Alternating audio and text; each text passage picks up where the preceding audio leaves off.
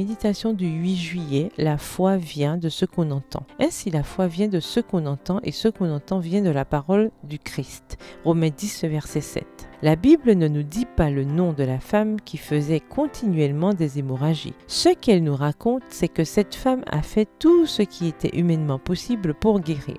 Malheureusement, les traitements de l'époque n'étaient rien d'autre que des superstitions et de nombreux charlatans prenaient volontiers son argent, ne faisant qu'empirer sa situation. Selon le Talmud, certains des remèdes entre guillemets de l'époque consistaient à faire asseoir la femme au carrefour de 2 routes, une coupe de vin à la main et que quelqu'un vienne l'effrayer en venant de derrière, à boire du vin bouilli avec des racines et des légumes, à creuser 7 puits et à y brûler des sarments de vigne. Imaginez les émotions de cette pauvre femme. Chaque fois qu'elle rassemblait du courage et de l'argent pour un nouveau traitement, elle finissait par être déçue. J'ai des amis qui essaient d'être enceintes depuis des années. Si les traitements sont souvent douloureux et le coût financier élevé, c'est le coût émotionnel qui est le plus dur pour elles. Croire à nouveau est si difficile. Cette femme était peut-être désignée, mais elle a ensuite entendu parler de Jésus et de ses miracles. Comme une petite étincelle, la foi s'est rallumée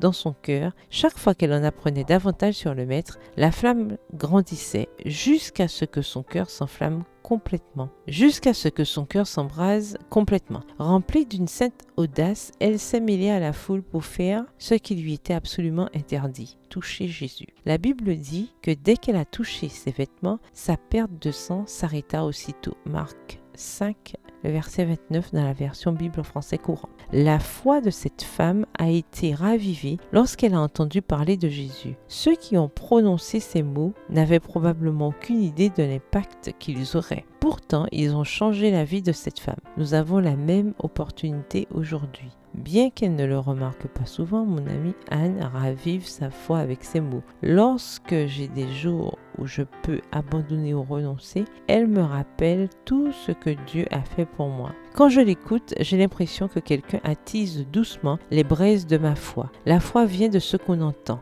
Partageons des paroles pleines d'espoir. Prière. Père, il est si difficile de croire à nouveau après de nombreuses déceptions. Il est moins douloureux d'abandonner et d'arrêter de rêver. Si quelqu'un a besoin de paroles de réconfort et d'espoir aujourd'hui, je te demande de m'utiliser. Donne-moi des paroles sages au bon moment. Que ton esprit souffle à chaque mot et ravive sa foi. Amen. Bonne journée et que l'Éternel vous bénisse.